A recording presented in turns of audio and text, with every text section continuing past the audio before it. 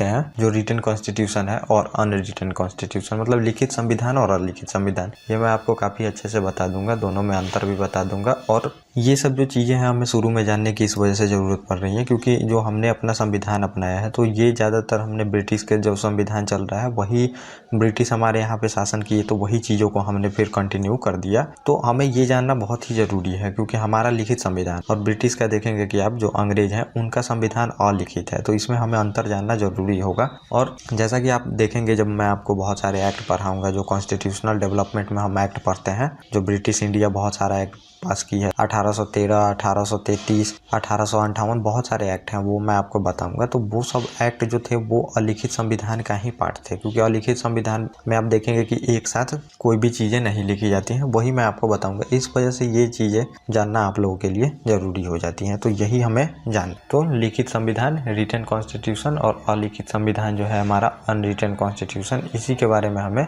देखना है। तो जो हमारा संविधान है वो रिटन कॉन्स्टिट्यूशन है। तो पहले तो हमें अंतर जानना बहुत ही ज़रूरी होगा क्योंकि अंतर जानेंगे तब पता चलेगा आपको कि रिटन कॉन्स्टिट्यूशन क्या होता है और अनरिटन कॉन्स्टिट्यूशन क्या होता है, ये आपको पता चलेगा इसमें। तो पहला है कि जो लिखित संविधान होता है ये एक ही दस्तावेज में संग्रहित होता है और इससे राज्य का जो बुनियादी नियम इसे माना जाता है। तो जो रिटन कॉन्स्टिट्यूशन होता है इसको आप समझ लीजिए कि जो एक साथ लिखा जाता है उसे रिटन कॉन्स्टिट्यूशन बोलते हैं। जैसे कि हमारा संविधान है, तो हमारा जो कॉन्स्टिट्यूशन असेंबली थी उनके द्वारा एक बार में इस संविधान को लिख दिया गया, इसे रिटन कॉन्स्टिट्यूशन कहते हैं। बस आप सिंपली समझ लीजिए एक बार जो लिखा जाता है उसे रिटन कॉन्स्टिट्यूशन बोलते हैं। और जो बार बार, मतलब जो मान लीजिए कि 1750 में एक पंक्ति को लिखा गया, 1800 में एक पंक्ति को लिख के फिर उसको ऐड कर दिया गया, मतलब जब भी आपको लॉ की ज़रूरत पड़ी, चाहे नियम की ज़रूरत पड़ी, तो वो होता है कि आप लिख के उसमें ऐड कर दिए, तो वो अलिखित संविधान हो जाता है। तो इसमें आप समझ सकते हैं ये जो ढांचा होता है, तो एक ही दस्तावेज इसमें नहीं होता है।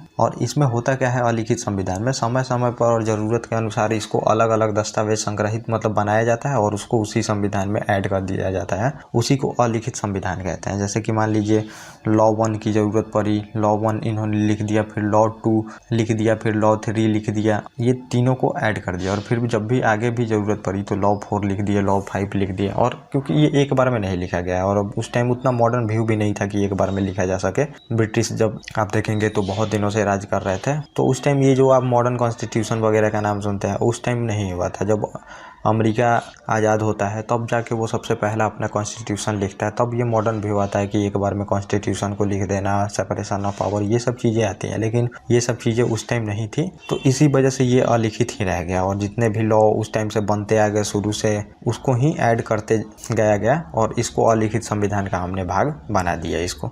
तो जो ये अलिखित संविधान है और लिखित संविधान, तो लिखित संविधान है तो ये देखेंगे कि भारत फॉलो करता है, अमेरिका फॉलो करता है, जापान, ये लोग हैं तो ये लिखित संविधान का फॉलो करता है, मतलब कि एक साथ इनका संविधान लिखा गया है। संविधान सभा जो बनती है, कॉन्स्टिट्यूएंट असेंबली, उसमें सदस्य होते हैं और वो सदस्य मिलकर एक बार में संविधान का निर्माण होता है, तो इसको लिखित संविधान बोलते हैं। और ब्रिटेन, न्यूजीलैंड, इजराइल, ये सब देखेंगे तो ये अलिखित संविधान का फॉलो करते हैं। जो भी परंपरा वगैरह चलते आती रहती है उसी को ऐड करके लॉ बना के ये लोग उसको चलाते हैं, देश का शासन प्रशासन। तो इन लोगों का है जो ये अलिखित संविधान है, तो यही हमें इसमें देखना है। तो अब हम आगे देख लेते हैं प्रोविजन, तो आपको और अच्छे से पता चलेगा। और जो लिखित संविधान होता है तो इसका जो संवैधानिक कानून एक किताब में रहता है। तो जैसे हमारा एक कॉन्स्टिट्यूशन का बुक ही आप देखेंगे तो वो पूरी तरह से उसमें जितने भी हमारे संवैधानिक प्रोविजन है सब उस बुक में लिखे गए हैं। तो हमारा एक बुक होता है, जो लिखित संविधान होता है तो वो एक बुक होता है। लेकिन जो अलिखित संविधान होता है, सभी संवैधानिक कानूनों, मटेरियल का, पत्रों का एक संग्रह होता है जिसमें कि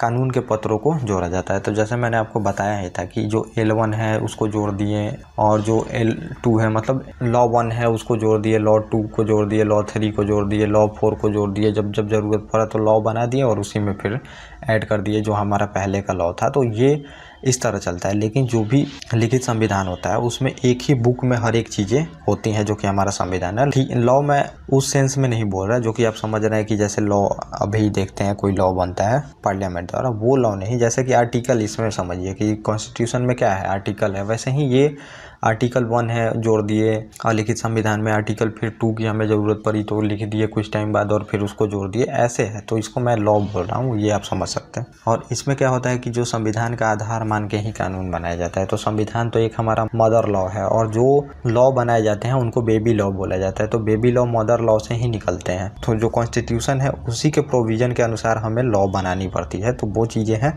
कॉन्स्टिट्यूशन के अनुसार ही हमें लॉ बनानी पड़ती है। लेकिन इसमें है अलिखित संविधान में कि परिस्थिति और ज़रूरत के अनुसार लॉ बनाया जाता है। तो जैसा ज़रूरत आ गया वैसा लॉ बन जाएगा। कॉन्स्टिट्यूशन है ही नहीं तो फिर जो मन में आता है यहाँ पे लॉ बनता है, जो ज़रूरत पड़ गई वो लॉ बना दिया जाता है। लेकिन पहले पार्लियामेंट हमारे लिखित संविधान में ये देखती है कि कॉन्स्टिट्यूशन में वो चीज़ें मैच करेंगी कि नहीं जो हम लॉ बना रहे हैं। अगर वो मैच नहीं करेगी कॉन्स्टिट्यूशन से तो समझिए उसको null and void Supreme Court कर देगी, मतलब वो लॉ नहीं रह जाएगा फिर बाद में। लेकिन इसमें ऐसा कुछ नहीं है, जो लॉ पार्लियामेंट बना दी वही मानना ही पड़ेगा, सुप्रीम कोर्ट को भी मानना ही पड़ेगा जो अलिखित संविधान में होते हैं।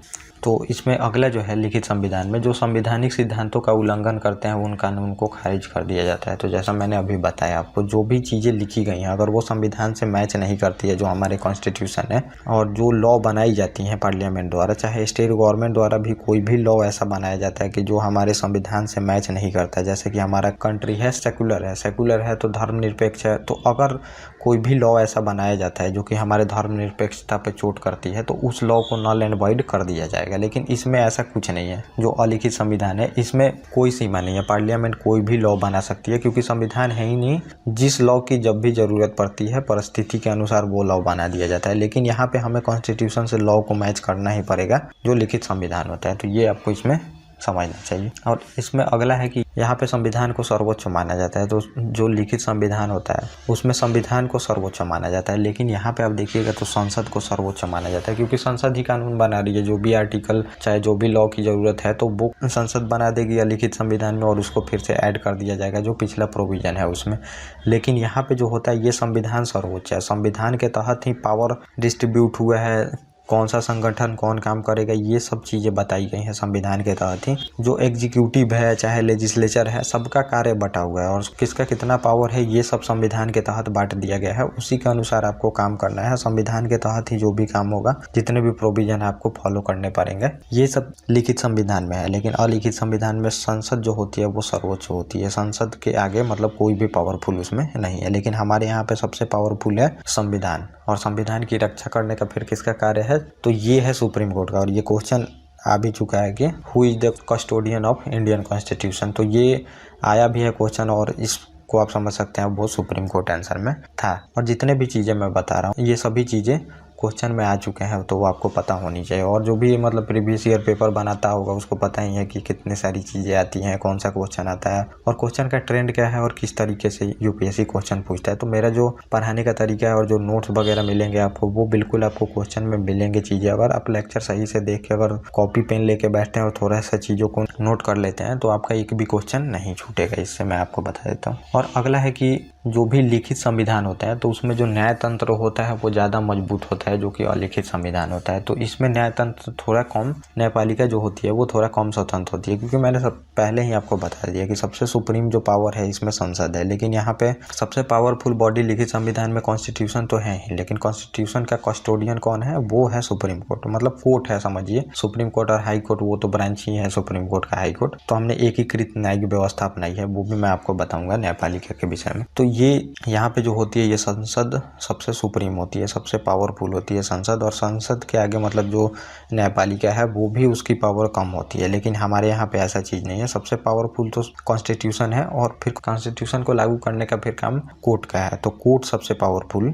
यहाँ पे मानी जा सकती है, आप मान सकते हैं। लेकिन कोर्ट भी काम करती है तो वो कॉन्स्टिट्यूशन के अनुसार ही करती है। और लिखित संविधान में आप देखेंगे कि जो कानून होता है वो अलग होता है। तो कानून जो हम बनाते हैं जैसे कि बहुत सारा आप देखेंगे कि लॉ पास किया जाता है पार्लियामेंट द्वारा तो वो कॉन्स्टिट्यूशन के अनुसार ही पास किया जाता है। और ये दोनों अलग होते हैं। जैसे कि हमारे और भी आप देखेंगे कि जो कानून है सीआरपीसी ये भी कानून अलग है और जो भी लॉ गवर्नमेंट बनाती है वो भी लॉ अलग है। जैसे आप देखेंगे व्हीकल एक्ट, बहुत सारे एक्ट पास होते हैं तो वो अलग है। संविधान अलग है और कानून मतलब संविधान के तहत ही कानून बनाए जाते हैं। जो चीज़ें अगर संविधान में मैच नहीं कर रही हैं वो कानून नहीं होगा। तो दोनों अलग अलग है, संविधान के तहत ही कानून बनाया जाता है। लेकिन जो इसमें होता है अलिखित संविधान में, आप देखेंगे कि लिखित ना होने के कारण कानून और जो आर्टिकल जो आप देखेंगे अनुच्छेद होते हैं लिखित संविधान में, वो सेम ही माने जाते हैं। कानून भी सेम है इसमें, लेकिन हमारे यहाँ जो भी आर्टिकल हैं आप देखेंगे, आर्टिकल जैसे 1 है, 2 है, 3 है, बहुत सारे कॉन्स्टिट्यूशन में आर्टिकल हमारे हैं, अनुच्छेद और लॉ, जो लॉ हम बनाते हैं फिर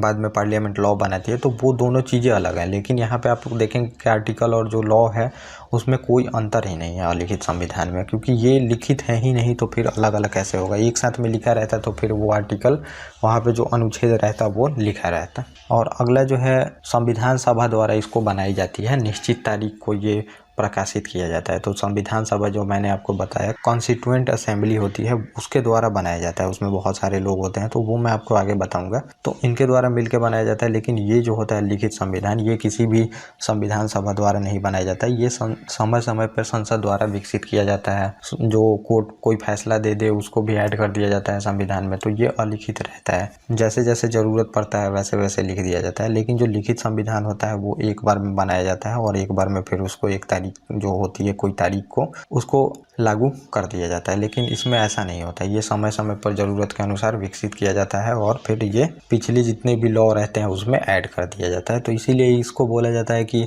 ये इवॉल्व कॉन्स्टिट्यूशन है, मतलब धीरे धीरे इवॉल्व होते आया है। धीरे धीरे जैसे बच्चा बड़ा होता है धीरे धीरे वैसे होता है। लेकिन अब जो ये लिखित संविधान होता है तो समझिए सीधे ही बच्चा को बड़ा करके इनेक्ट कर लिया जाता है। तो समझिए इसको गोद लिया जाता है, एक ही बार में गोद ले लिया जाता है। इनेक्ट मतलब एक बार में बना के। लेकिन जो अलिखित संविधान है ये धीरे धीरे विकसित होता है, शुरू से अंत तक विकसित होते चला जाता है और जितने भी प्रोविज़न होते हैं उसको ऐड किया जाता है इसमें। और अभी भी जितने भी ज़रूरत पड़ेंगे लॉ को, उसको बना के फिर या फिर लॉ को बना के फिर उसमें ऐड कर दिया जाएगा, पिछले जितने भी लॉ है उसमें।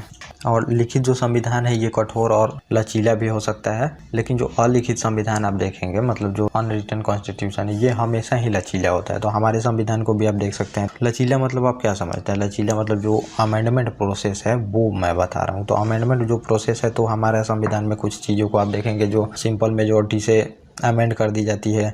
जैसे कि स्टेट का नाम, बाउंड्री, ये सब चेंज करना होता है तो सिंपल मेजोरिटी से हम चेंज कर सकते हैं। लेकिन कुछ चीज़ें हैं जो कि विशेष बहुमत चाहिए और कुछ चीज़ें चाहिए विशेष बहुमत प्लस आधे राज्य का भी सहमति चाहिए। तो हमारा दोनों मतलब चीज़ों को मिला के हमने बनाया है। कुछ पार्ट में संशोधन के लिए कठोर प्रोविज़न है, कुछ में आप देखेंगे सिंपल है। लेकिन जो अलिखित संविधान होता है तो उसमें अमेंडमेंट का कुछ चीज़ें हैं ही नहीं, उसमें बिल्कुल लचीला ही होता है। जो पार्लियामेंट लिख के दे दे वही चीज़ें होती हैं। तो हमने अपना मतलब जो अमेंडमेंट प्रोसेस जो अपनाया है वो लचीला है। अमेरिका का आप देखेंगे तो कॉन्स्टिट्यूशन जो अमेंडमेंट प्रोसेस है वो बहुत ही टफ है, ब्रिटेन का बहुत ही ईजी है। तो दोनों को मिला के हमने अपनाया है। तो हमने काफ़ी मतलब जो चीज़ें हमें ज़रूरत है उसको अडॉप्ट किया है अपने अनुसार, तो वो भी मैं आपको आगे बताऊंगा। और लिखित जो संविधान होता है ये संघीय या एकात्मक दोनों हो सकता है। एकात्मक और संघीय यही अगला टॉपिक है, तो ये मैं आपको बताऊंगा। संघीय व्यवस्था मतलब समझिए कि 2 लेवल की गवर्नमेंट होती है और दोनों अपने आप में पावरफुल होती है, कोई किसी के क्षेत्र में हस्तक्षेप नहीं कर सकता है, ये मैं आपको बताऊँगा। सेंट्रलाइज सिस्टम और डिसेंट्रलाइज सिस्टम ये आप समझ सकते हैं। तो डिसेंट्रलाइज सिस्टम मतलब समझिए कि बहुत छोटे छोटे किंगडमों में जो देश होता है वो होता है, मतलब छोटे छोटे स्टेट में। और जो सेंट्रलाइज सिस्टम होता है तो उसमें केंद्र जो रहती है वही पूरी तरह से पावर को कंट्रोल करके रखती है और शासन प्रशासन चलाती है। तो ये मैं आपको आगे बताऊंगा और फिर मैं आपको हिस्ट्री से भी जोड़ के आपको बताऊंगा। ऐसा नहीं है कि हिस्ट्री से हम नहीं जोड़ेंगे, तो हिस्ट्री काफ़ी ही इंपॉर्टेंट है और हिस्ट्री से ही सीख के जो भी सब्जेक्ट होती हैं उनका ईजाद होता है धीरे धीरे। तो वो हिस्ट्री से हमें जोड़ना काफ़ी ज़रूरी है। और जो जोड़ने का प्रोसेस है आपको हमेशा हर एक सब्जेक्ट में सीखना होगा। हर एक सब्जेक्ट को सभी सब्जेक्टों से जोड़ना आपको आना चाहिए, तभी जाके आप अच्छे से किसी भी सब्जेक्ट पे पकड़ बना सकते हैं। और क्वेश्चन आपसे सभी बनेंगे उसमें। ऐसा नहीं है कि हिस्ट्री के क्वेश्चन में आपको स्टेटमेंट बस हिस्ट्री का दिया जाएगा, कुछ भी दे दिया जाता है उसमें स्टेटमेंट। तो वो आपको समझ में आनी चाहिए और कनेक्ट करने आनी चाहिए हर एक सब्जेक्टों को आपको। और जो अलिखित संविधान होती है ये संघीय नहीं हो सकती है, उसको एकात्मक ही होना पड़ेगा। एकात्मक ही होना पड़ेगा क्योंकि जो कॉन्स्टिट्यूशन लिखा होगा तब जाके आप एक बार में लिखिएगा तो उसमें पावर का डिवीज़न होगा। क्योंकि जो फेडरल सिस्टम होता है तो उसमें पावर का डिवीज़न होता है, स्टेट और सेंटर दोनों के बीच में पावर डिवीज़न होनी चाहिए। कौन किस क्षेत्र में पावरफुल है, कौन किस क्षेत्र में काम कर सकता है, सबका पावर बटा होता है। तो ये कैसे बटा रह सकेगा, जब एक बार में संविधान लिखा जाएगा और एक जगह डॉक्यूमेंट होगा एक बुक में, तब जाके आप लिख सकते हैं, तो तब आप शासन चला सकते हैं। इसी वजह से ये है कि लिखित संविधान में ही संघीय व्यवस्था हो सकती है, लेकिन लिखित संविधान में फेडरल सिस्टम होना मुश्किल है, समझिए। और एक अंतर ये भी है कि ये जो होता है, जो लिखित संविधान होता है, ये कम समय में बन जाता है। और लिखित संविधान आप देखेंगे बहुत टाइम, अब जब से वो लोग संसद का काम करना शुरू की होगी, तब से वो लोगों को जो जो ज़रूरत पड़ती होगी लॉ को, तो लिखते आते होंगे, लिखते लिखते अब समझिए कि अभी तक वो लिखते आ रहे हैं और उसको ऐड कर रहे हैं। लेकिन जो लिखित संविधान होता है उसको एक बार में संविधान सभा बनती है और कुछ दिन में फिर उसको लिख के फोर्स में ला दिया जाता है, मतलब कि कार्य में ला दिया जाता है। जैसे कि हमारा संविधान बनाने में 2 साल 11 महीना 18 दिन लगे हैं, तो फिर उसको इतना टाइम लगा है। लेकिन आप देखेंगे कि अमेरिकन जो संविधान है, अलिखित संविधान है, और वो करीब 1200 ईस्वी पहले से ही वो चलते आ रहा है और लिख के फिर उसमें ऐड किया जा रहा है। तो ये चीज़ें इसमें होती हैं। तो ये आपने लिखित संविधान और अलिखित संविधान देख लिया।